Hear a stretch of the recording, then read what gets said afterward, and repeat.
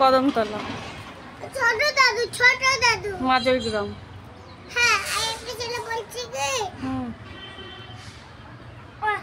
ও ছোট বলছি কি বাড়ির মাঝে গ্রাম।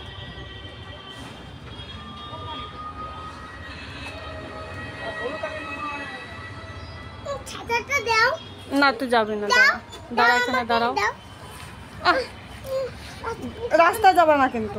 খাবো না।